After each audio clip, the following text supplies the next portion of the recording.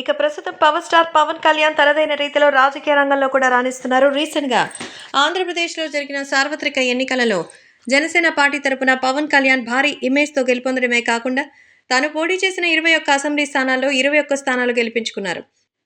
అలాగే 2 ఎంపీ స్థానాల్లో కూడా గెలుపొంది 100% స్ట్రైక్ రేట్ని సంపాదించుకోవడమే కాకుండా ఇప్పటి వరకు ఏ పార్టీకి సాధ్యం కానిటువంటి ఒక అరుదైన రికార్డును కూడా క్రియేట్ చేశారు. అందుకే ఇప్పుడు పవన్ కళ్యాణ్ చాలా మందికి ఇన్స్పిరేషన్గా నిలుస్తున్నారు. ఇటు రాజకీయ రంగంలోనూ అటు సినిమా రంగంలోనూ తన సక్సెస్ని చూసి చాలామంది మనం కూడా ఏదో రకంగా కష్టపడి పైకి ఎదగాలనే ఉద్దేశంతో తమ రంగాల్లో తీవ్రంగా కష్టపడుతున్నారు. నిజానికైతే కష్టపడితే ఫలితం అనేది దక్కుతుందని చెప్పడంలో ఎంత మాత్రం డౌట్ లేదు. ఇలా ఉంటే పవన్ కళ్యాణ్ ఎన్నికలకు ముందే 3 సినిమాల్ని సెట్ మీదకి తీసుకెళ్లారు. అందులో హరిహర వీరమల్లు, ఉస్తాద్ భగత్ సింగ్, ఓజీ లాంటి సినిమాలున్నాయి. ఈ సినిమాలు ఇప్పటికే 50% పైగా కంప్లీట్ చేసుకుని సెట్ మీద ఉంది. ఈ 3 సినిమాలు ఎప్పుడు రిలీజ్ అవుతాయనే విషయం మీద క్లారిటీ అయితే లేదు. అయితే ఎన్నికలు లేకపోతే ఓజీ సినిమా సెప్టెంబర్ 27న ప్రేక్షకుల ముందుకు వచ్చేది. కానీ ఎలక్షన్స్ కారణంగా ఈ సినిమాని పోస్ట్పోన్ చేశారు.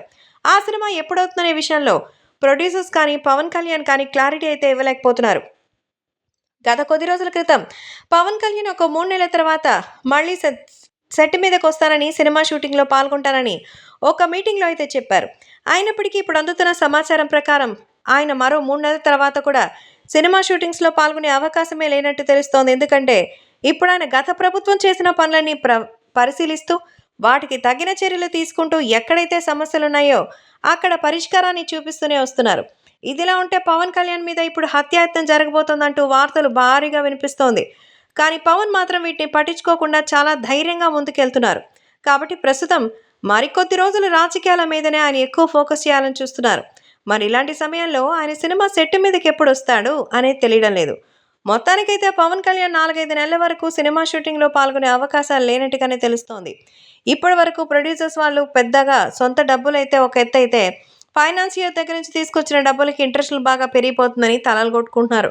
కాబట్టి ఈ సినిమా హిట్ అయితే పర్లేదు, కానీ ఫ్లాప్ అయితే మాత్రం ప్రొడ్యూసర్స్ చాలా దారుణంగా నష్టపోతారు. మరి పవన్ కళ్యాణ్ ఈ విషయం మీద ఎలా స్పందిస్తారనేది తెలియాలి. ఖచ్చితంగా ఎవరికి నష్టం రావాలని మన డిప్యూటీ సీఎం అయితే ఆలోచించరు. కాబట్టి తొందరలోనే టైం చూసుకొని సినిమాల్ని ఫినిష్ చేయాలనుకుంటున్నట్టుగా తెలుస్తోంది.